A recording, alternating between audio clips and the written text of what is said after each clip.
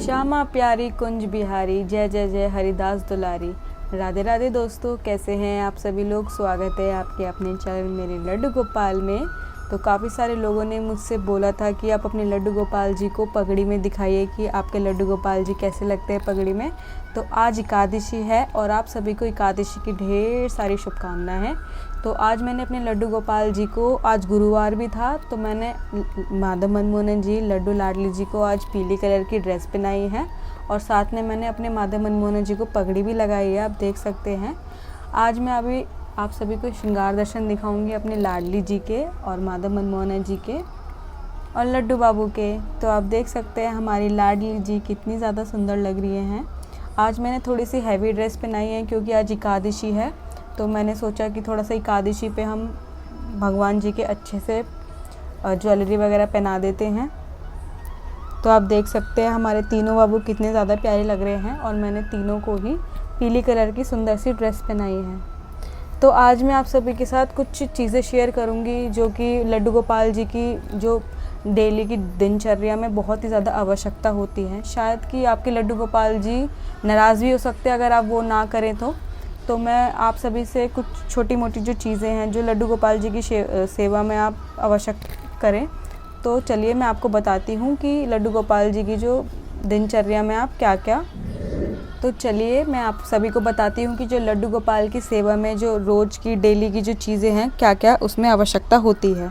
तो सबसे पहले आप अपने लड्डू गोपाल जी के लिए एक लोटा जल का ज़रूर भर के रखें और अगर मिट्टी का हो तो बहुत ही ज़्यादा अच्छी बात है, क्योंकि जल का लोटा ये जो है ये बहुत ही ठंडा रहता है इसमें पानी, और बिल्कुल आप देख सकते हैं ये मैंने भर के रखा है। और साथ में ये चांदी की मैंने गिलासी भी रखी है ताकि मेरे लड्डू गोपाल को कभी भी प्यास लगे तो वो अपने आप ही यहाँ से पानी ले ले, और बिल्कुल ठंडा रहता है। हम लोग पूजा करने के बाद इसको सुबह भर लेते हैं, फिर ये रात तक रखा रहता है, फिर हम सुबह इसको अपने प्रसाद के रूप में ग्रहण कर लेते हैं। बहुत ही ज़्यादा अच्छा होता है और हमारे लड्डू गोपाल जी भी बहुत ज़्यादा खुश होते हैं। गर्मी बहुत ही ज़्यादा पड़ रही है और आपको पता ही है समर्स में कितना ज़्यादा पानी, हम लोग भी बहुत ज़्यादा पानी पीते हैं, तो इसलिए मैं अपने ठाकुर जी के लिए भर के रखती हूँ ताकि मेरे ठाकुर जी को कभी भी प्यास लगे तो वो यहाँ से पानी पी सकें। तो दूसरी है हमारी तुलसी जी। हमारे ठाकुर जी की सेवा में तुलसी जी का बहुत ही ज़्यादा महत्व होता है। हमारे ठाकुर जी जो हैं वो कोई भी भोग जब तक तुलसी जी हम उसमें ना डालें कोई भी भोग वो स्वीकार नहीं करते हैं। काफ़ी लोग मुझसे पूछ रहे थे कि तुलसी जी अगर सूख जाए तो उसको क्या करें। आप तुलसी जी अगर सूख जाए तो फिर आप वही सूखी हुई तुलसी जी भी आप अपने ठाकुर जी की सेवा में लगा सकते हैं, क्योंकि तुलसी जी तो है ही वो।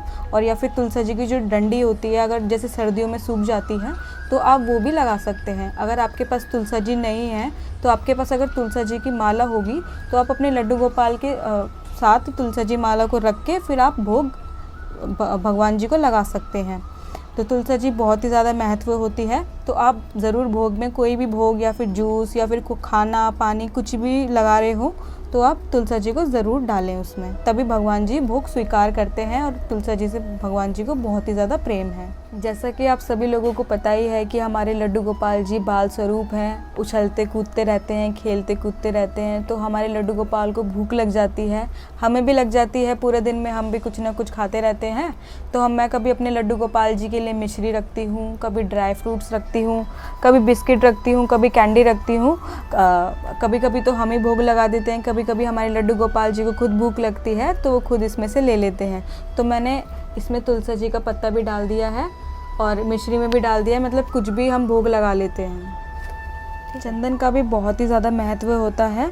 तो आपको तो पता ही है गर्मी बहुत ज़्यादा हो रही है और चंदन यात्रा भी चल रही है, तो अपने ठाकुर जी को आप चंदन अवश्य लगाएं, क्योंकि चंदन बहुत ही ज़्यादा ठंडा होता है और गर्मियों में बहुत ही ज़्यादा अच्छा होता है। तो मैं अपने लड्डू गोपाल जी को चंदन लगाती हूँ। और आप अगर हो सके तो आप चंदन लगा के लड्डू गोपाल का स्नान भी करा सकते हैं। पहले चंदन को आप पूरी शरीर पे लगाने के बाद उनको आप नहला सकते हैं चंदन से। और ये अश्वगंध का चंदन है, ये मैं वृंदावन से लेके आई थी और ये बहुत ही ज़्यादा अच्छा चंदन है। तो आप भी अगर लाना चाहें तो आप वृंदावन से ज़रूर लेके आना, वृंदावन के चंदन बहुत ही ज़्यादा अच्छे होते हैं। तो हमारा 5वां सबसे आवश्यक चीज़ है इत्र। जब भी हम अपने लड्डू गोपाल जी को स्नान कराएं सुबह तो इत्र ज़रूर लगाइए, क्योंकि हमारे ठाकुर जी को इत्र बहुत ही ज़्यादा प्रिय है।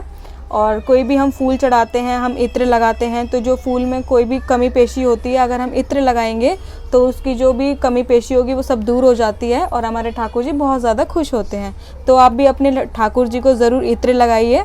इत्र लगाना हमारे ठाकुर जी को बहुत ही ज़्यादा पसंद है। हमारी छठी चीज़ है गंगा जल। कभी भी आप अपने लड्डू गोपाल जी को स्नान कराएं तो उस पानी के अंदर, उस जल के अंदर आप गंगा जल ज़रूर डालिए, क्योंकि गंगा जल बहुत ही ज़्यादा शुद्ध होता है, आप सभी को पता ही है। तो आप गंगा जल से अपने लड्डू गोपाल जी को रोज़ स्नान कराएं, चाहे थोड़ा सा डालें लेकिन डालें ज़रूर। हमारे ठाकुर जी को गाय भी बहुत ही ज़्यादा प्रिय है, तो हमारे ठाकुर जी के लिए आप गौ माता को आवश्यक रखें, क्योंकि हमारी गौ माता से हमारे ठाकुर जी को बहुत ही ज़्यादा प्रेम है। कभी भी वो मुरली बजाते हैं तो हमारी गौ माता, सारी के सारे गोपियाँ सब लोग आ जाते हैं। तो आप भी ज़रूर रखिए, हमने तो रखी है। ठाकुर जी को गौ माता से अधिक प्रेम है और ये हमेशा हमारे लड्डू गोपाल जी की सेवा में रहती है। तो आप सभी अपने लड्डू गोपाल जी के साथ गौ माता को आवश्यक रखें, क्योंकि हमारे लड्डू गोपाल जी बहुत ज़्यादा प्रेम करते हैं हमारी गौ माता से और हमेशा सेवा में रहती हैं। और कभी भी लड्डू गोपाल जी बंसी बजाते हैं तो आपको तो पता ही है, गौ माता, गोपियाँ सब आ जाते हैं। तो आप ज़रूर रखिए गौ माता को भी। तो ठंडे में आज मैं अपने लड्डू गोपाल जी के लिए मैंगो शेक बनाया है। तो आज एकादशी भी थी और एकादशी वाले दिन कभी भी अन्न का भोग नहीं लगाते हैं, या फिर आप फ्रूट्स वगैरह खिला सकते हो अपने लड्डू गोपाल जी को, या कुछ भी आप ठंडे में कुछ भी खिला सकते हो। गन्ने का जूस हो गया, फ्रूट्स हो गए, आम हो गए, तो आप ये सभी चीज़ खिला सकते हो। और कभी भी मैं आपको बताना भूल गई थी जब मैंने तुलसी जी दिखाई थी, तो कभी भी आप तुलसी जी संडे को ना तोड़िए और एकादशी पे ना तोड़िए।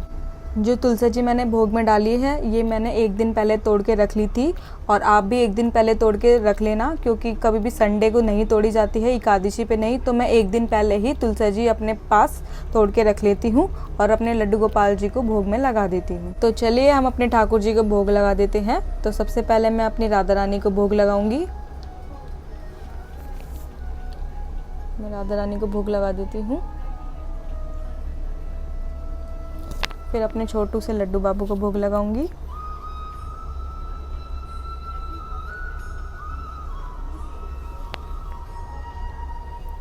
और अपने माधव मनमोहन जी को भी भोग लगा दूंगी।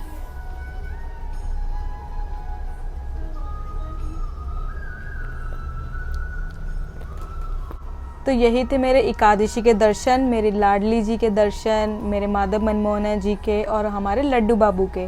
तो आपको ये वीडियो कैसी लगे प्लीज़ आप कमेंट करके ज़रूर बताइएगा। और आपको अगर मेरी वीडियो से कुछ भी हेल्प मिलती है तो आप प्लीज़ कमेंट में ज़रूर बताइएगा। तो आप वीडियो को लाइक करिएगा, शेयर करिएगा और प्यारे से कमेंट करिएगा। राधा रानी की कृपा आप सभी पर हमेशा बनी रहे, लड्डू बाबू की कृपा आप सभी पर हमेशा बनी रहे। तो मिलते हैं नेक्स्ट वीडियो में। राधे राधे, जय श्री कृष्णा, शुभ एकादशी सभी को।